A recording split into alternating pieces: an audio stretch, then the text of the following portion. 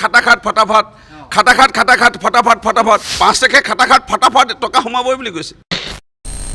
স্পষ্ট ছবি যে শাসকীয় দলৰ যিকোনো সাংসদ বিধায়কে ইতিমধ্যে মন্ত্ৰীসকলক সঘনে লগ পাই থাকে আৰু বিভিন্ন কামসমূহ আদায় কৰি থাকে আৰু এইবোৰ লাহে লাহে যোৰহাট লোকসভাবাসী ৰাইজে আজি এই এমাহ নহওঁতে ইতিমধ্যে উপস্থাপন কৰিছে বা বুজি উঠিছে যে প্ৰকৃততে আমি ভুল কৰিলোঁ। কাৰণ কলিয়াবৰৰ লোকসকলৰ লগতো কথা পাতিছে, কলিয়াবৰত কি সময় দিছিলে নে নাই, কলিয়াবৰত এবাৰ প্ৰকৃতাৰ্থত 2014 চনত তৰুণ গগৈ ডাঙৰীয়া মুখ্যমন্ত্ৰী হৈ আছিল। মুখ্যমন্ত্ৰীৰ কাৰণে তেওঁৰ মানে ছত্ৰছায়াত জিকিল। 2019 চনত সকলোৱে জানে যে কেইটামান নিৰ্দিষ্ট জাতি থকা লোকসকলৰ ধিং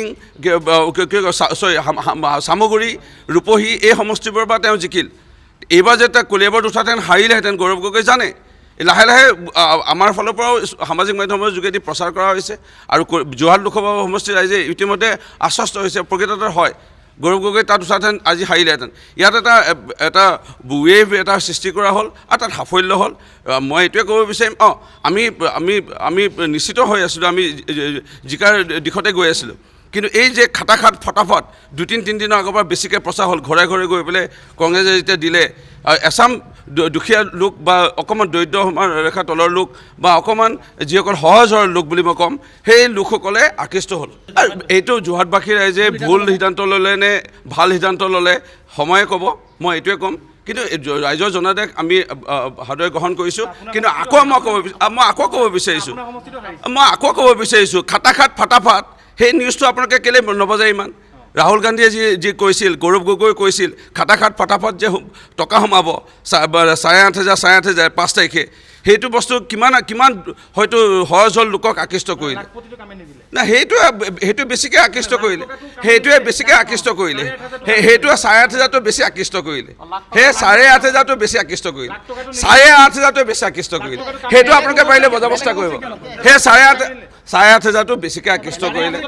মই আকৌ কৈছোঁ এইটো শব্দ বেছিকৈ ব্যৱহাৰ হ'ল খাটাখাট ফটাফট ফটাফট মানে বেছিকৈ শব্দ কৰি পেলাই যে এতিয়া ক'লে সেইটোৱে অলপ বেছি আকৃষ্ট কৰিলে। নাই সেইটো পায় নে নাপায় ৰাইজে, 5 তাৰিখে পালে নে নাই সেইটো বিচাৰ কৰিব। এতিয়া বহুতে কৈছে গৌৰৱ গগৈ আহক, আমি 8,500টো বিচাৰিম। যোৰহাটলৈ অহা নাই, আহিব এতিয়া শুনিছোঁ। এইটো বিচাৰৰ মানুহ ওলাব, এতিয়া ওলাব, বিচাৰৰ মানুহ ওলাবই, কাগজ লৈ ওলাব। মোৰ সমষ্টি ওলাব, প্ৰত্যেক সমষ্টিৰ পৰা ওলাব 8,500 বিচাৰিবই। কাৰণ কৈছিলে না 4 তাৰিখে শপত গ্ৰহণ কৰি পেলাই লগে লগে দিবই। তেওঁলোকে এইটো কোৱা নাছিলে যে হ'ব পাৰে নহ'ব পাৰে, কোৱা নাছিল। 5 তাৰিখে খাটাখাট ফটাফট টকা সোমাবই বুলি কৈছে। বিচাৰিব। ভূপেন বৰাই নগাঁও আৰু ধুবুৰীত চাগে বেছি সাফল্য হ'ব। মই আকৌ ক'ব বিচাৰিম বাকী 12টা সমষ্টিত, লোকসভা সমষ্টিত তেওঁ সাফল্য নহয়। মই আকৌ কৈছোঁ খাটাখাট ফটাফটে অকণমান আকৃষ্ট কৰিলে সহজ হ'ল ভোটাৰক। আৰু এই যিটো মণিপুৰৰ ঘটনা লৈ পেলাই উপস্থাপন কৰিছিল, সৰব ভূমিকা ল'লে। প্ৰকৃতাৰ্থত অসমৰ কোনো এটা বিষয় না চাহ জনগোষ্ঠী, না জনজাতি লোকসকলৰ কাৰণে, না আমাৰ বোলছবি চিনেমা, অসমীয়া চিনেমা জগতৰ লোকসকলৰ কাৰণে, না খেলৰ কাৰণে কোনো এটা বিষয়তে গৌৰৱ গগৈ যে উপস্থাপন নকৰিলে, সাংসদত সৰব ভূমিকা নল'লে, লাহে লাহে যোৰহাট লোকসভা সমষ্টিৰ বিষয়ে ৰাইজে অৱগত হৈছে। কিন্তু ভূপেন বৰা অকল এই কোনো 12টা সমষ্টিত একো প্ৰভাৱ ঘটাব নোৱাৰে, এই 2টা সমষ্টিত ঘটাব পাৰিব, ধুবুৰী আৰু নগাঁও।